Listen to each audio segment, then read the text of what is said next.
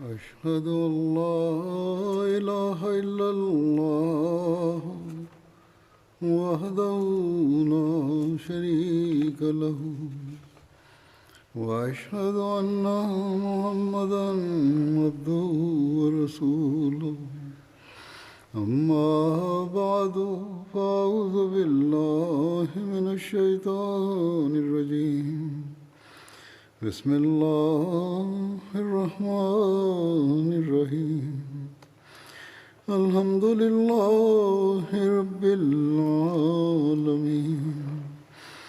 الرحمن الرحيم مالك يوم الدين إياك نعبد وإياك نستعين اهدنا الصراط المستقيم صراط الذين أنعمت عليهم غير المغضوب عليهم ولا الضالين. Bismillahirrahmanirrahim. Hazreti Halifatul Mesih peti, da Allah bude njegov pomagač, je rekao: u prošloj hudbi sam govorio u vezi nesuglasica od Ubejdula bin Omer i Osmana radijallahu anhu, kada je Hazreti Omer radijallahu anhu bio ubijen. Znači, iz tog hadisa, a Allah zna najbolje da li je to autentičan, tu se navodi da su se njih dvojica kao posvađali. A sada ću da spomenem neke detalje koji poslije istraživanja sam saznao. Na jednom mjestu se spominje da Hazreti Osman nije bio izabran za halifu u to vrijeme, kada je Hazreti Ubejdullah počeo da ima nesuglasice s njim. Prije smo spomenuli da Ubejdullah je htio da ubije svakog zarobljenika u Medini. Muhadžiri su došli i pokušavali su da ga zaustave. Tada je Ubejdullah rekao: tako mi Boga, pobiću i sve, to jeste te zarobljenike i robove. Znači nije slušao muhadžire. Amar bin Alas je nastavio da se ne svađa, ali ima kao argumente s njim, dok nije mu dao svoj mač. Onda je poslije toga Sad bin Abi Waqas došao također da bi se da bi odgovorio njega od ovoga što je planirao, ali oni su se posvađali. I kao što sam spomenuo također da se svađa desila i između Osmana radijallahu anhu i Ubejdullaha, ali spominje se da tad Hazreti Osman nije bio još izabran za halifu. Također nalazimo detalje da je Hazreti Ubejdullah bio pritvoren poslije ovoga. Kad su ljudi izabrali Hazreti Osmana radijallahu anhu za halifu, Hazreti Ubejdullah je bio doveden ispred Hazreti Osmana radijallahu anhu. Hazreti Osman se obratio skupu gdje su bili muhadžiri i ensarije i upitao ih je. Rekao je: dajte mi svoje mišljenje u vezi ove osobe koja je kao koštala islam, kao napravio neki nemir u islamu. Hazreti Ali bin Abu Talib je rekao: ide protiv pravde da ne bude odgovoran za svoja ta djela koja je radio, i moje mišljenje je da treba da bude ubijen. To jeste govorio u vezi Ubejdullah bin Omer. Kako god neki muhadžiri se nisu složili protiv ovog sa ovim prijedlogom, rekli su da je to previše strog. Rekli su: Omer je juče ubijen, zar treba danas i njegov sin da bude ubijen? Ovo je bilo vrlo tužno za ljude i Hazreti Ali je poslije nije ništa govorio. Hazreti Osman je i dalje tražio savjet, a Hazreti Amar bin Alas je bio tu prisutan. rekao je: Allah te je sačuvao ove odluke, ti nisi bio još halifa kad se ovo desilo i odgovornost da odlučiš za ovo znači nije na tebi. Kako god Hazreti Osman nije bio zadovoljan ni sa ovim savjetom i rekao je da treba da se da kao da se plati novac za toj porodici kojoj je on ubio te osobe. Hazreti Osman je rekao: ja sam kao zaštitnik i tih porodica koje su oštećene, koje su izgubile te osobe, i rekao je: ja ću da postavim količinu koja se treba da im se isplati, isplatit ću je od svoje imovine. Znači ovo je jedno prenošenje u vezi ovog događaja. Prema Tarik Tabariju, Hazreti Osman radijallahu anhu je predao Hazreti Ubejdullah sinu od ovog ubijenog čovjeka, da bi se taj sin kao osvetio za svog oca. Kako god, taj sin je oprostio Hazreti Ubejdullahu. Hazreti Musa Maud radijallahu anhu je, govoreći na temu da li musliman može biti kažnjen za ubistvo nevjernika, rekao: ovo sam već spomenuo davno na hudbi, ali ponovo ću navesti. Hazreti Musa Maud radijallahu anhu kaže u Tabariju, Kumaz prenosi događaj u vezi smrti njegovog oca na sljedeći način. Hurmuzan je bio perzijski vođa, njegova vjera je bila Meden i on je bio optužen da je bio upleten u ubijanje Hazreti Omera radijallahu anhu. Ubejdullah bin Omer je ubio Hurmuzana bez ikakvog istraživanja ili nekog velikog istraživanja. Hurmuzanov sin kaže: ljudi iz iste zemlje kad dođu u neku drugu zemlju, naravno stvar da su još bliži jedni drugima, i taj Feroz koji je ubio Hazreti Omera radijallahu anhu došao je i kod njegovog oca i pokazao mu je taj nož. Ovo sin od Hurmuzana govori. Taj nož je bio naoštren sa oba dvije strane i on kaže: moj otac je uzeo taj nož i pitao: šta radiš s ovim nožem ovdje? Ovo je mjesto mira i onda nemaš potrebe za ovakvim oružjem u ovoj zemlji. I on mu je rekao da to on koristi za kamile i dok su razgovarali neko ih je vidio. Poslije kada je Hazreti Omer radijallahu anhu bio ubijen, ta osoba je svjedočila da je Hurmuzan dao taj nož ovome Ferozu, i onda Ubejdullah koji je bio najmlađi sin Hazreti Omera je ubio mog oca. Kad je Hazreti Osman radijallahu anhu postao halifa, on me je pozvao i dao mi je Ubejdullaha. Hazreti Osman radijallahu anhu je rekao: o moj sine, on je osoba koja je ubila tvog oca i onda ti imaš više prava nad njim nego ja. On kaže: ja sam ga uzeo i krenuli smo izvan grada i na tom putu kog god bi me vidio krenuli bi za mnom. I onda sam se obratio svim muslimanima tu i upitao sam ih da li ja imam pravo da ga ubijem. Svi su odgovorili da imam pravo. I onda su kao govorili Ubejdullahu da je on uradio lošu stvar. Onda sam ih upitao da li oni imaju pravo da ga oslobode od mene. Oni su rekli ne. I onda su opet počeli da govore njemu da je on ubio mog oca bez ikakvog kao istraživanja ili dokaza. I ja sam ga onda ostavio radi Allaha. Ljudi su bili toliko sretni da su me stavili na njihova ramena i tako mi Boga do moje kuće su me nosili.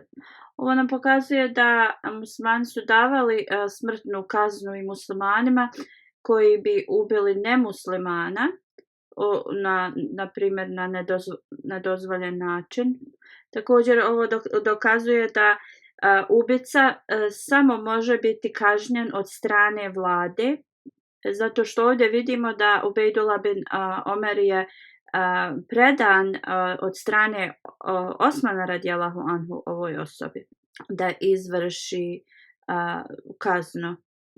Hazreti Muslim malo dalje govori.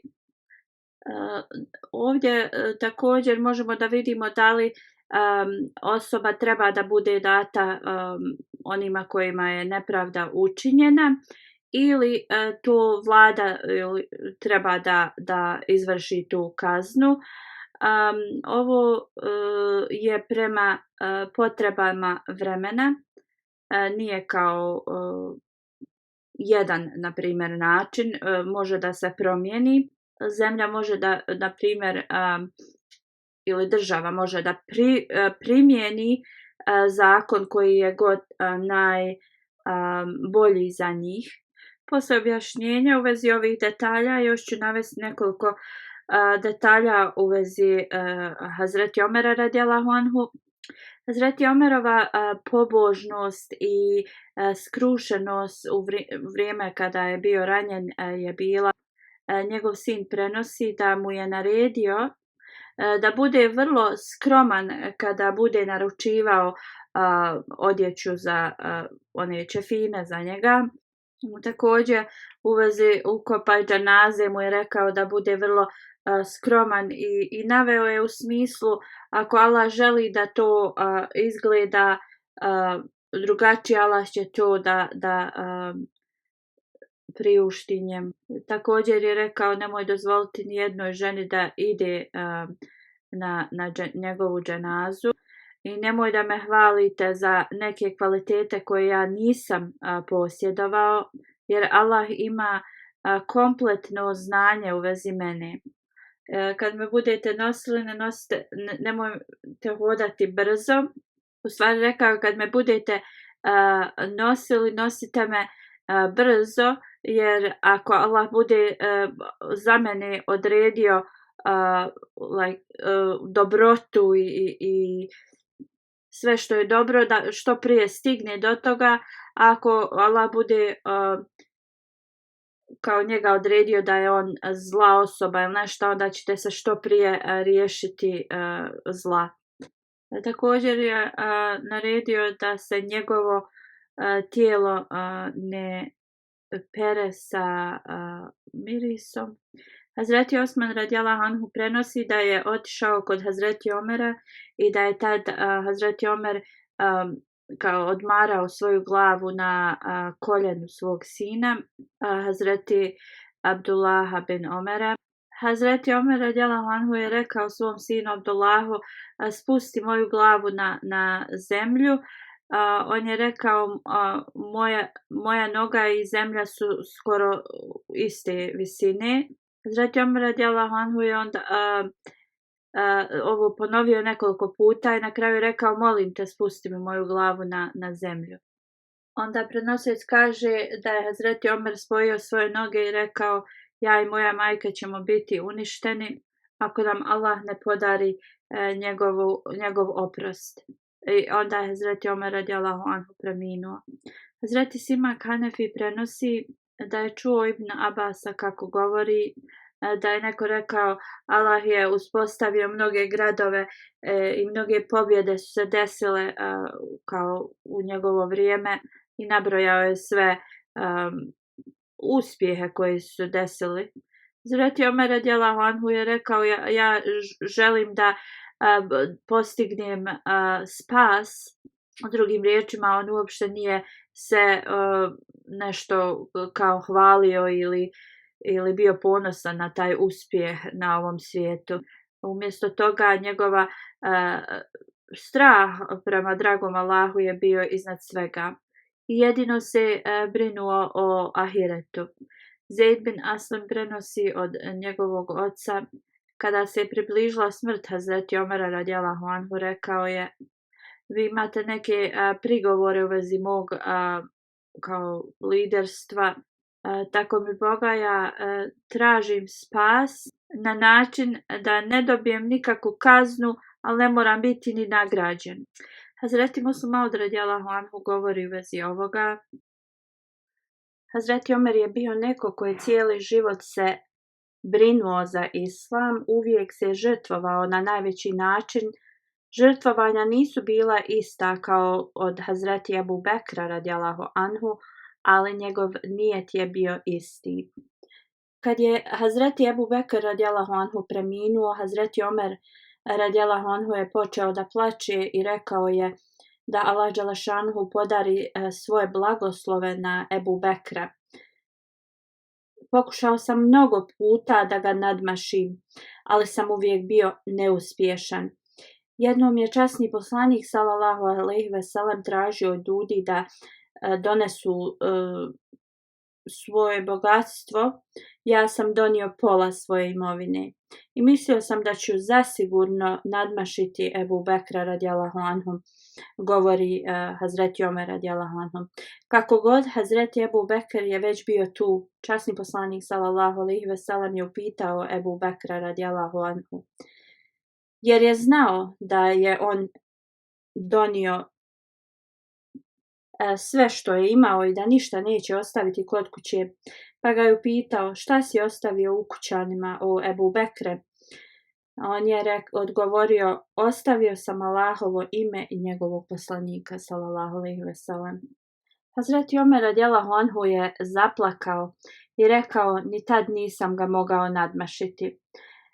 Hazreti Muslim Maud radijallahu anhu dalje kaže: ovakvo je bilo žrtvovanje Hazreti Ebu Bekra radijallahu anhu.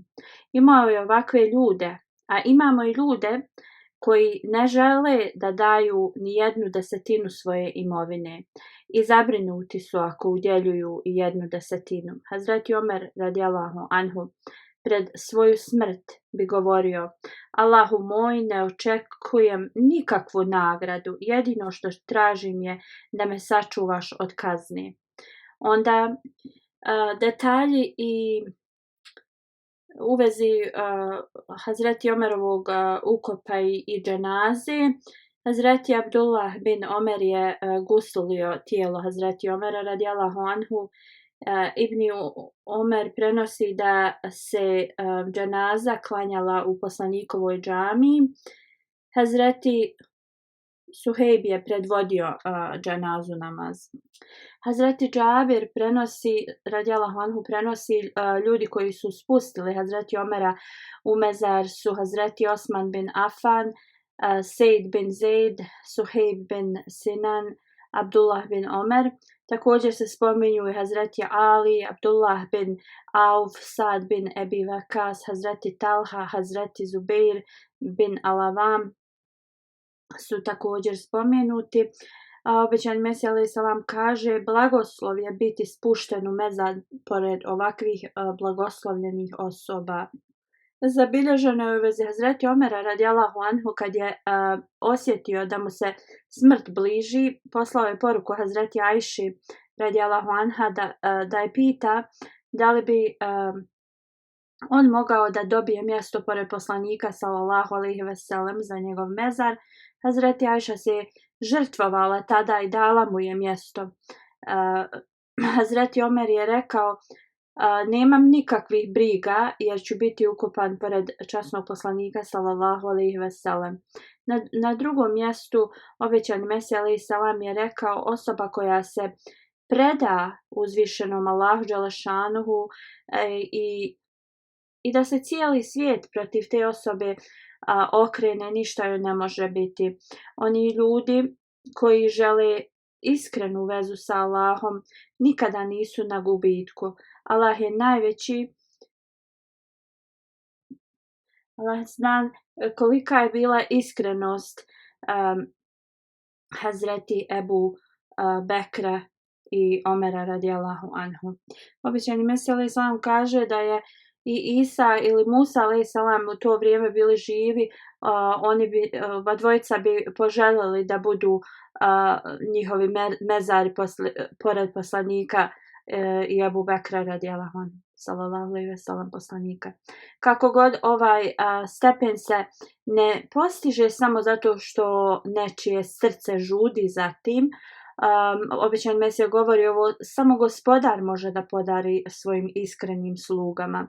Hazreti Musleh Maud radijallahu anhu je jednom rekao da kad se smrt približila Hazreti Omeru radijallahu anhu, poslao je do Hazreti Ajše radijallahu anha da pita da li ona daje dozvolu da on bude ukopan pored poslanika sallallahu alejhi ve sellem. Hazreti Musleh Maud radijallahu anhu kaže: zapamtite, ovo je Omer radijallahu anhu o kojem i zapadni historičari pišu da je postigao što niko na ovom svijetu nije postigao. Oni koriste loše riječi protiv poslanika sallallahu alejhi ve sellem, ali veličaju i hvale Omera radijallahu anhu.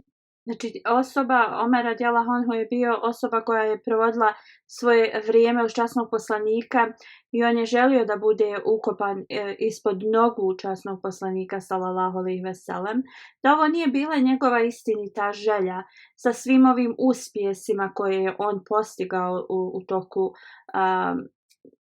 poslije smrti časnog poslanika sallallahu alejhi ve sellem, zar se on ne bi promijenio? Ne, on je i dalje žudio da bude ukopan ispod poslanikovi sallallahu alejhi ve sellem nogu. Postoje razni hadisi ili zapisi u vezi podataka koliko je Hazreti Omer imao godina kad je preminuo i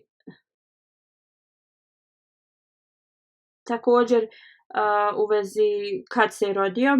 U mnogim knjigama se spominje da je imao 53, 55, 57, 59, 61, 63 i 65 godina. Znači nalazimo te zapise, ali kako god u Sahih Muslimu i Tirmiziju je zabilježeno da je imao 63 godine.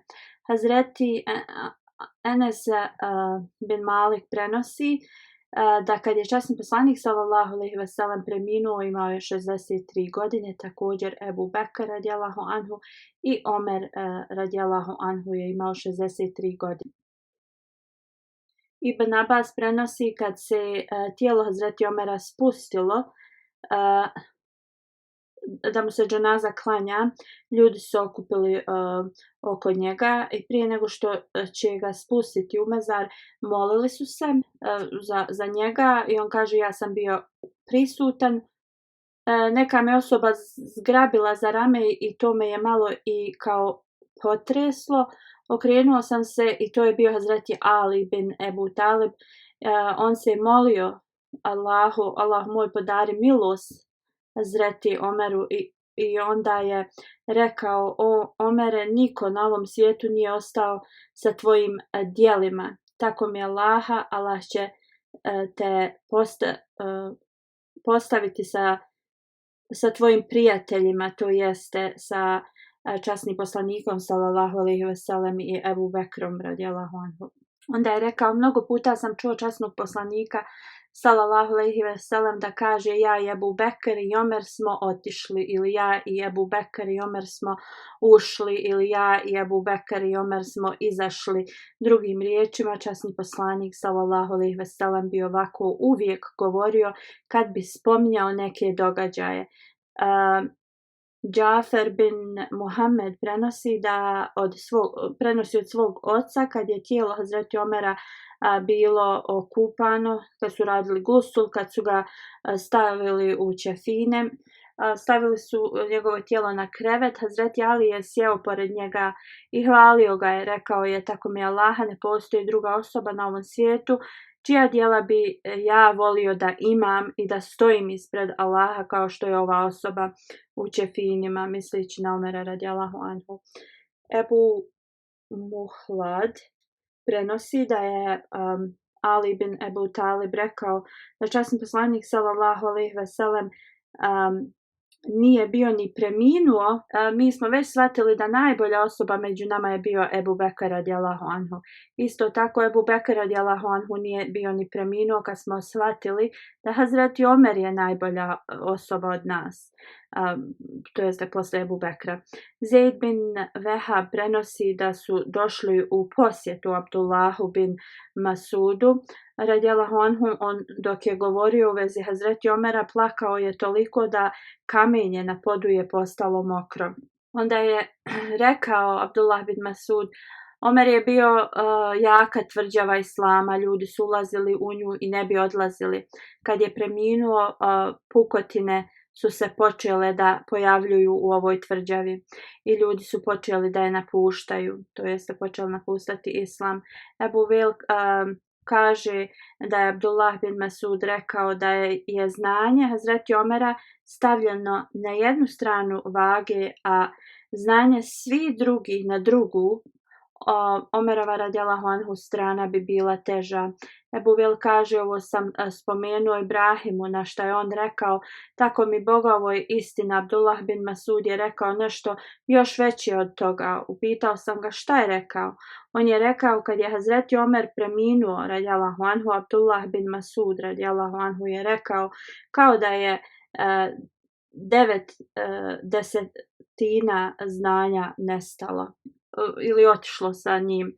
Hazreti Anas prenosi da je Hazreti Talha rekao da nijedna kuća od Arapa i Beduina nije slobodna od ogorčene vijesti u vezi ubistva Hazreti Omera radijallahu anhu, to jeste svima je Hazreti Omer radijallahu anhu pomagao i svi će osjetiti njegovo nedostajanje. Poslije dženaze Hazreti Abdullah bin Salam je stao pored Omera i rekao: o Omere radijallahu anhu, bio si veliki brat u Islamu, stajao si čvrsto za istinu, a bio si žestok protiv neistine.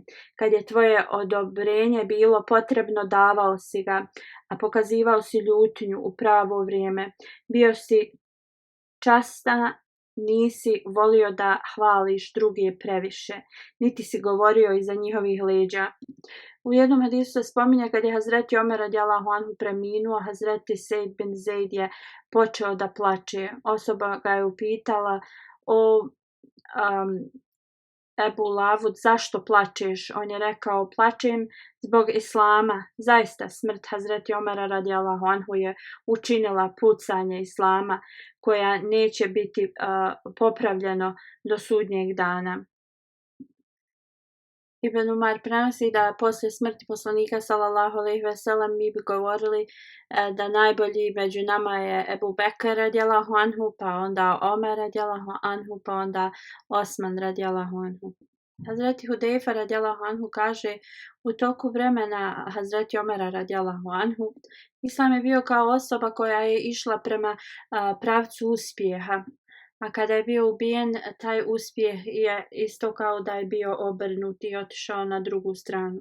Što se tiče djece i supruga Hazreti Omera radijallahu anhu, spominje se da je imao 10 žena, od kojih je imao 9 sinova i 4 kćeri. Jedna od njegovih kćeri je bila Hazreti Hafsa radijallahu anha, koja je bila supruga poslanika sallallahu alejhi ve sellem. Zeynep bin Mazun je bila prva supruga Hazreti Omera. Ona je bila sestra od Hazreti Osmana bin Mazuna. S njom je imao Abdullah, Abdurrahman, Akbar i Hazreti Hafsu, Hazreti Umi Kulsun bint Ali bin Abi Talib. S njom je imao Zeid, Akbar i Rukeju. Melajka bint Dželver također je poznata kao Umi Kulsun. S njom je imao Zeid, Askar i Ubejdullaha. Kureba bint Ebu Beja Mahzum. Malajka i Kurejba nisu prihvatile Islam, znači dvije njegove žene nisu prihvatile Islam i on ih je u 6. hidžretskoj dao im je razvod. Hazreti Džemila bin Sabit, njeno ime je bilo Asija, ali poslanik sallallahu alejhi ve sellem joj je predio ime i dao Džemila. Ona je bila sestra Asima bin Sabita, koji je učestvovao u bici na Bedru i s njom imao sina koji se zvao Asim. Od Luheje je imao, s njom je imao sina Abdurrahmana, od Umi Valid je imao sina Abdurrahmana, da sa još jednom ženom kćerku je imao koja se zvala Fatima, sa suprugom Kejhom je imao šćer Zeynep i od Atike bin Zeid imao je sina koji se zvao Ejad. Edward Gibbon, vrlo poznati historičar, piše sve najbolje u vezi Omera radijallahu anhu. On kaže jednostavan život Hazreti Omera radijallahu anhu je bio kao i od Ebu Bekra. On je jeo hljeb, gešlo i hurme, pio je vodu, govorio bi o islamu u odjeći koja je ili bila kao zakrpljena ili je bila poderana. On kaže nalazili su ga također da sjedi sa vrlo siromašnim ili spava pored njih. Njihov budžet je povećao se u toku njegovog hilafeta i to je pomoglo da Omer radijallahu anhu postigne i uspostavi mnoge uspjehe. Nije se brinuo za sebe. Poslanikovom amidži Abbasu njemu je dao 25.000 dirhama kao tu mjesečnu naplatu, znači u srebru. 5.000 su svi vojnici dobivali, ovi koji su učestvovali na Bedru, a ostali su dobivali 3.000. Michael H. Hart napisao je knjigu 100 istaknutijih osoba u svijetu kroz historiju. On je stavio poslanika sallallahu alejhi ve sellem kao broj 1, a spomenuo je Hazreti Omera radijallahu anhu na 52. mjestu. On piše da Omer bin Hatab je bio drugi halifa islama i najvjerovatnije kao najveći halifa. On kaže bio je mlađi od Muhameda, također je rođen u Mekki, ne zna se u kojoj godini, ali kao vjerovatno 586. Dalje spominje da je Omer bio jedan od najvećih neprijatelja islama i njihovog poslanika. Poslije Omer je prešao na islam, prihvatio islam i postao je jedan od najvećih ili najpobožnijih sljedbenika. Onda on spominje kada je Muhammed umro da poslanik nije rekao ko će biti njegov kao nasljednik. Omer je bio veliki kao podržavao je Hazreti Ebu Bekra radijallahu anhu da postane prvi halifa. On kaže da je ovo sačuvalo da ne bude problema u vezi ko će biti glavni. Halifetul Mesih kaže on ovo piše iz svog shvaćanja, ne piše da se ljudi tu okupili i da je halifa bio izabran. U svakom slučaju ovo je, znači, on piše sa ovo svjetskog nekog pogleda i on kaže, on je kao dao zakletvu puncu od poslanika i kao ovo je omogućilo Ebu Bekra da postane kao prvi halifa. Ebu Bekr je bio kao uspješan vođa, ali je preminuo 2 godine poslije. Kako god Ebu Bekr je imenovao svog nasljednika i to je rekao da bude Hazreti Omer radijallahu anhu. Omer je također bio kao punac poslaniku sallallahu alejhi ve sellem i kao opet on govori još jednom borba u vezi vlasti je bila zaobiđena. Ponovo halifa govori da je ovo njegovo mišljenje, kako god on kao hvali Omera radijallahu anhu. On kaže Omer je postao halifa u 634. i ostao je na vlasti do 644. Bio je ubijen u Medini, perzijski rob ga je ubio. Kada je bio na smrtnoj postelji, Omer je imenovao 6 ljudi koji mogu biti kandidati za hilafet. Opet je kao zaustavljena kao vojna ili bilo koji pokušaj za vlast, kao borba za vlast. I taj odbor je izabrao Osmana kao trećeg halifu, koji je vladao od 644. Do 656. godine. Dalje piše u 10 godina Omerovog hilafeta kao mnoge osvajanja su se desila i uspjesi. Sirija i Palestina su osvojeni koji su bili pod vladavinom Bizantijaca. 636. godine u bitki Jarmuk Arapi su pobijedili Bizantice. Damaskus je iste godine osvojen i onda Jerusalem je također predao se. Do 641. Arapi su bili osvojili svu Palestinu i Siriju i krenuli su prema današnjoj Turskoj. 639. Arapska armija je otišla u Egipat. Oni su također bili pod bizantijskom upravom i 3 godine poslije oni su osvojili cijeli Egipat. 637. borba Kacija je bila kao jedna od najvećih arapskih pobjeda. Do 641. cijeli Irak je bio pod arapskom upravom. Također arapska armija je okupirala Perziju. Do vremena kada je Hazreti Omer umro, većina Irana je bila osvojena. I kad je Hazreti Omer radijallahu anhu umro, muslimanska armija je nastavila i brzo poslije su osvojili cijelu Perziju i nastavili su također osvajanje Afrike. Nešto malo poslije Iran je dobio kao svoju ponovo nezavisnost, a ove ostale zemlje koje su osvojene u toku hilafeta Hazreti Omera radijallahu anhu su ostale kao arapske zemlje.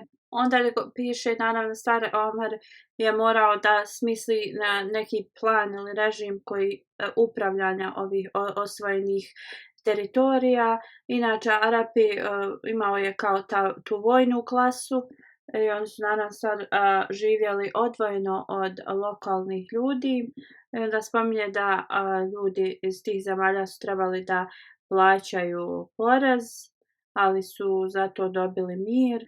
Također spominje da nisu smjeli biti kao prisiljavani da promijene vjeru ili da se pridruže islamu. On kaže, možemo da vidimo da ovo nije bio kao religijski rat. On govori Omerovi kao uspjeh je zaista impresioniran je time.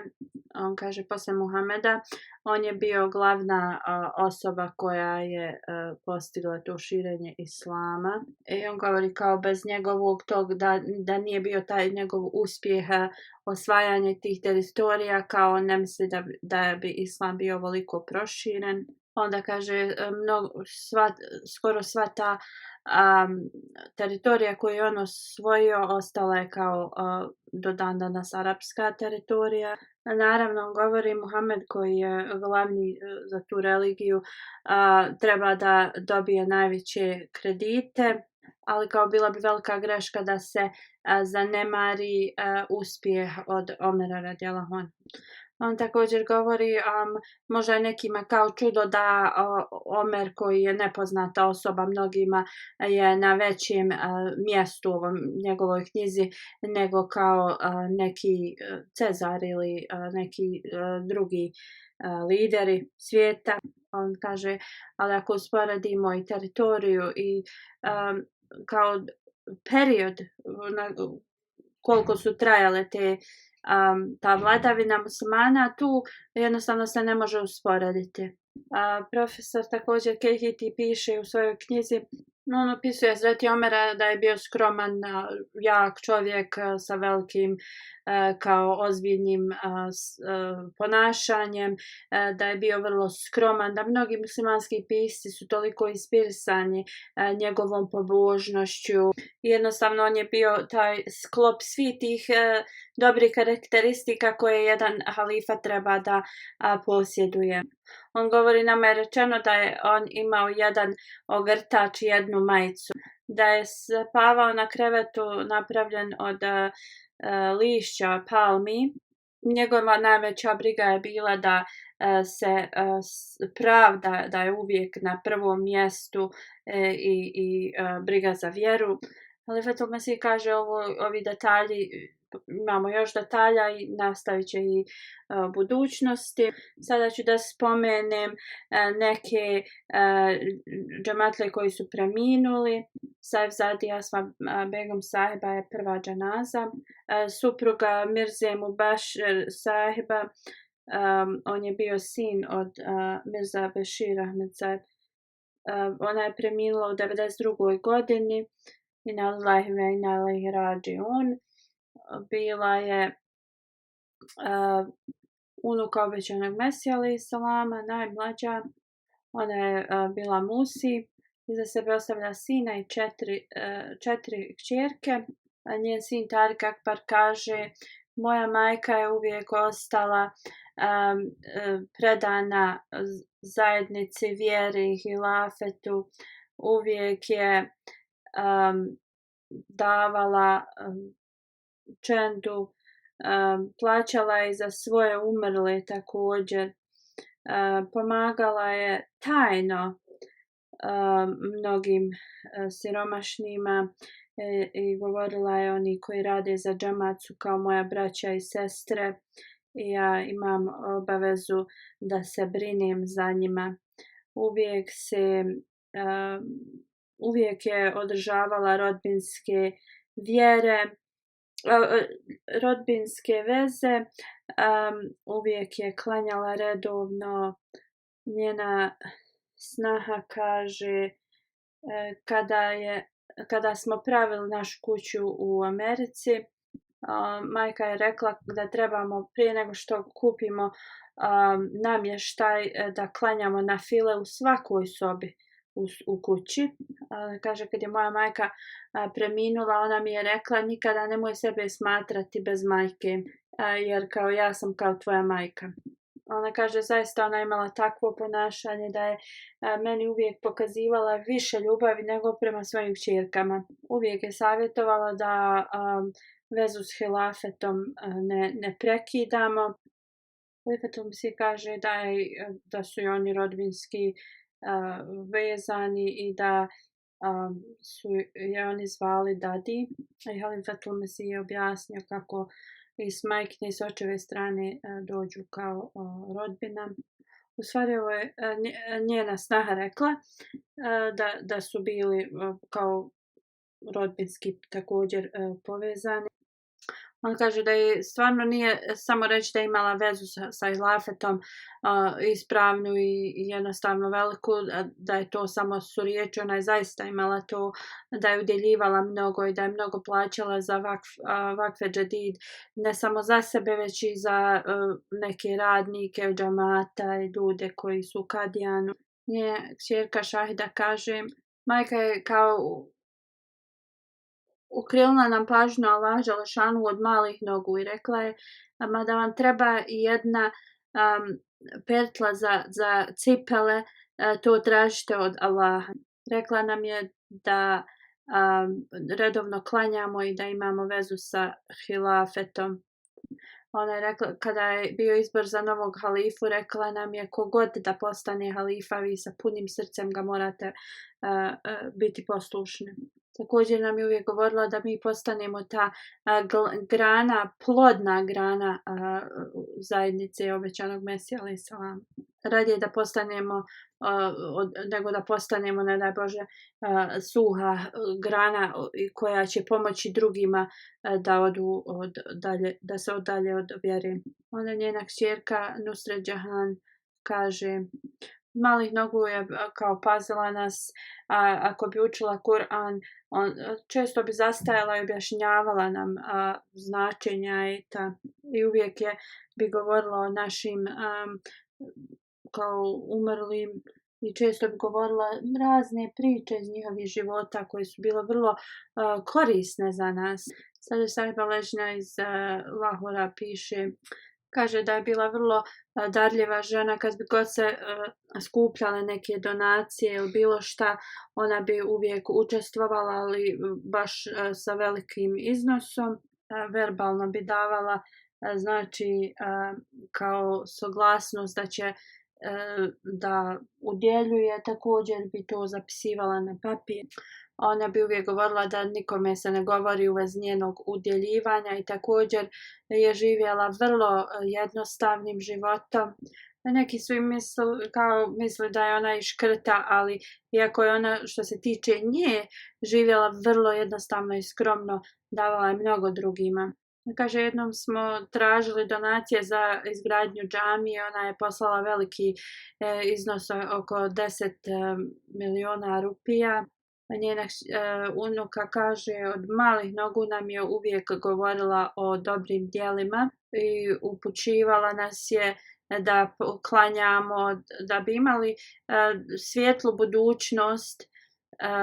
Uvijek nam je govorila također da se molimo da nam Allah podari pobožne muževe. One kažu, mi smo se stidjeli kad bi ona to govorila, ali bi ona uvijek rekla ispred dragog Allaha, ne trebate da se stidite i trebate da se molite za to. I da mi uvijek trebamo da se molimo Allahu slobodno. Čitala je dosta knjiga i kad bi putovala učila bi mnoge dove. Uzvišeni Allah podari njegovu milost i oprost i da pomogne njenoj djeci i budućim generacijama da koračaju njenim stopama. Clara Pasaiba je sljedeća dženaza, supruga od Roland Sasambain Saiba. On je bivši emir Kazahistana. Preminula je nedavno i na lillahi wa inna ilaihi rađiun. Misionar iz Kazahistana piše, primila je Ahmedijatu u 94. i 95. godini. Dolazi iz poznate porodice u Kazahistanu. Njen suprug je bio prvi emir Kazahistana. Je također bio savjetnik predsjednika njihove države i također je bio poznati pisac u Kazak. Clara Saiba je bila dobar prevodilac i pisac i ona i njen suprug su imali veliku ulogu u uspostavljanju zajednice u Kazahistanu. Ona je prevela časni Kur'an na kazak jezik. Iako nisu mogli ga objaviti, to pokazuje veliku ljubav, njenu ljubav prema zajednici. Uvijek opozicija u Kazahistanu bi spominjala njenu porodicu da su oni kao razlog zašto je Ahmedijat uspostavljen u Kazahistanu. Njena kćerka kaže da je ona imala mnogo talenata i da je bila vrlo dobar prevodilac. 1995. ona je bila osoba koja je kulturni centar Kazahistana započela. Zvala se kuća od Abaje. Dok je bila u Londonu napisala je knjigu Kazahstan. Tada je bila upoznata sa zajednicom i dala je bejat u ruci 4. halife. Ona kaže, ona je bila majka svima onima koji su došli, tražili bilo kakvu pomoć. A još jedna osoba piše da je ona bila kao majka mnogim svim članovima u Kazahistanu, mladim i starijim. Kaže, 10 godina je poznajem i zadnje 3 godine sam primijetio toliki neki žar u njoj. Nekad bi stajala kao planina koja brani džemat, a poslije je bila bolesna neko vrijeme, ali u to vrijeme bi pripremala neke knjige. Ali uvijek je njena želja bila da služi džemat. Kaže da ona i njen suprug su bili prepoznati za uspjeh njihove države i da je ona bila veliki stup uspjeha njenog muža. On kaže, nije samo da je ona bila jedna aktivna leđna predsjednica, nego je bila i kao mentor prvog emira u Kazahistanu. Kaže, od 96. do 99. pa i poslije, sjećam se kako je uvijek organizirala ležna čas u misionarskoj kući i onda bi se pobrinula da ležna bude prisutna i oni su tako mogle da pitaju misionara za razna pitanja. On kaže, niko nije prevodio bolje od Clara Saibe džematsku literaturu. Klara Sajba je bila jedna od najboljih Ahmedi muslimana. Tu bila je velika potpora omladini. Nikada nije izgubila svoj sabor, da uzvišeni Allah podari milost i oprost njoj i da uzvišeni Allah omogući sve njene napore da se Ahmedijat u Kazahistanu proširi i bude uspješan. Sljedeći u dženazu je komandant Abdul Rashid Zaheb, preminuo je prošlog mjeseca. Inna lillahi ve inna ilaihi rađiun. On je bio Musi, njegov sin Faruk kaže, otac mu se zvao Babu Šejh Abdul Latif. Njegov otac je uzeo bejat u ruci Hazreti Musa Mauda dok je bio još vrlo mlad. On je bio jedino dijete Rashid Zaheb njegovim roditeljima. Njegov otac je bio oženjen i kad je prihvatio Ahmedijat, njegova žena ga je napustila i sa sobom je odvela 2 kćerke. Onda se je ponovo oženio i dobio Rashid Zaheb. On je bio vrlo poslušan svojim roditeljima i uvijek ih je služio. Studirao je u Kadijanu dok nije se Indija i Kadijan razdvojili. I onda se prebacio u Lahor i onda su otišli u Rabvu sa svojim roditeljima. 1954. godine je postao kao u armiji i uvijek je se selio s armijom, ali nikada nije krio da je Ahmedi. Bio je poslan u Libiju, iako u njegovim papirima je pisalo Kadijani, to jest da je on Ahmedi, i da nije imao pravo da ide izvan zemlje. Njegovi glavni na tom poslu su rekli da oni nemaju oficira kao što je on. I onda su ga poslali. On kaže, moj otac je otišao jednom u Libiju i kad je došao tamo vidio je na arapskom da su neke knjige ili ove brošure isprintane u opoziciji prema džamatu. On je pitao toga ambasadora zašto se nalazi ta literatura. Ambasador je rekao, ništa se ne brini, to je sasvim kao bezveze literatura. Vlada Zia Haka iz Pakistana je kao spremila to, isprintala i poslala svim ovim zemljama. On kaže, kada je Hazur bio u Španiji 1982. godine, postavio ga je za emira Libije. Napisao mu je pismo svojom rukom. Tako on je postao prvi emir Libije. Osim namaza koji su dužnost svakog vjernika, bio redovan učenju Kur'ana, davanju sadake. Prije njegove smrti on je se pobrinuo da isplati sve svoje džematske dugove. Donirao je za Tahrike Jadid i Vakfe Jadid za sebe, u svoje ime, a također i ime svojih umrlih. On kaže kada je bio mali, nekada su posjetili halifu. Halifa je ležao na nekom vrlo tankom krevetu i kad je ustao, sve su mu se oslikale kao na njegovom tijelu od tih dacki kao oslikalo se na tijelo i on kaže to je toliko ga postaklo zato što halife žive tako skromno da ima uvijek veliku vezu i ljubav i poslušnost prema hilafetu. 1994. se je penzionisao iz armije i otišao je da živi u Rabva i tu je isto služio u džamatu, brinuo se za siromašne. On kaže, njegov sin kaže, zadnji savjet koji mi je dao jeste da se brinem za siromašne. da uzvišeni Allah mu podari milost i oprost i pomogne njegovoj djeci da nastavi da radi dobra djela. Sljedeća dženaza je od Zubejda Begum Sahiba, ona je supruga Karim Ahmed Naim Sahib, oni su iz Amerike. Preminula je prošlog mjeseca, inna lillahi wa inna ilaihi rađiun. Njen svekar je bio dr. Hašmetullah Ahmed Sahib. Bila je vrlo predana hilafetu, vrlo pobožna osoba. Hvala Allahu, bila je musi. Iza sebe ostavlja 3 sina, 2 kćerke.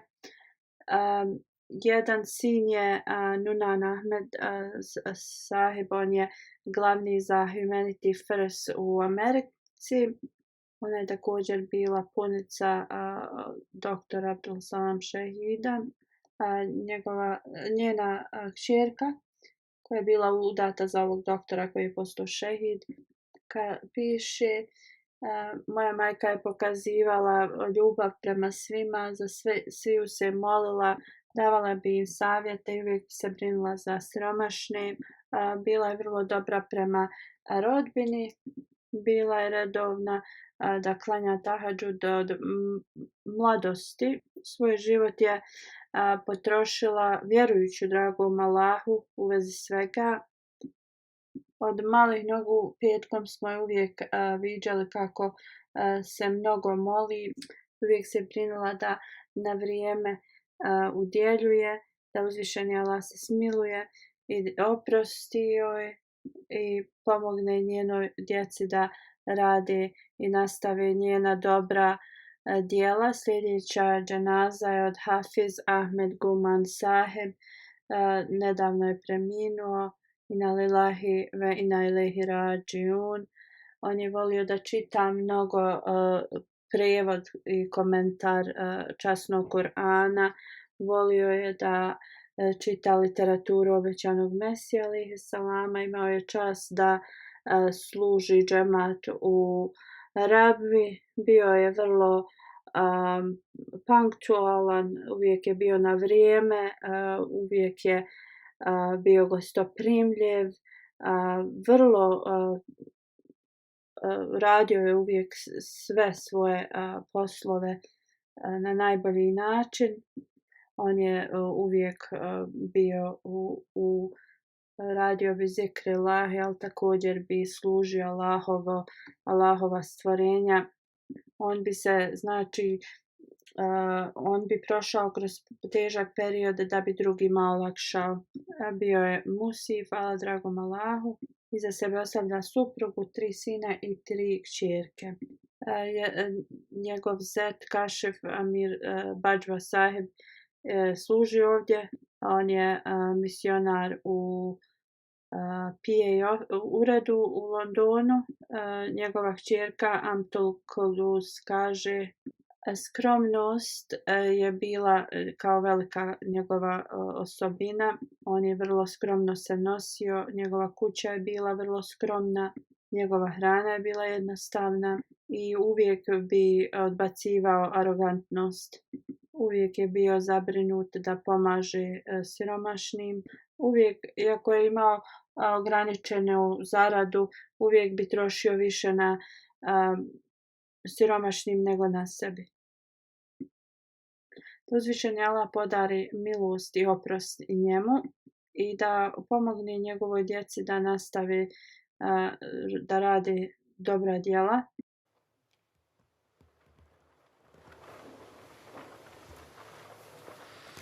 Alhamdulillah, nahmaduhu wa nasta'inuhu wa nastaghfiruh.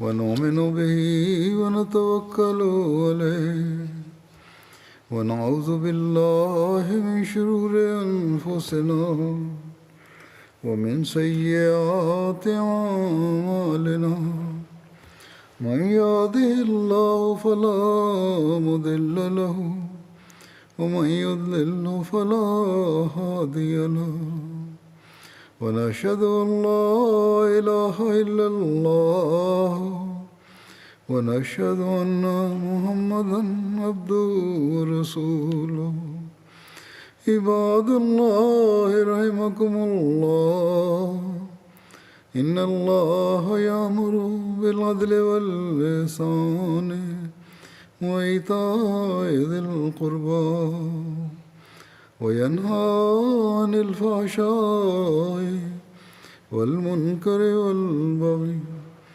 يعظكم لعلكم تذكرون اذكروا الله يذكركم وادعوه يستجب لكم ولذكر الله أكبر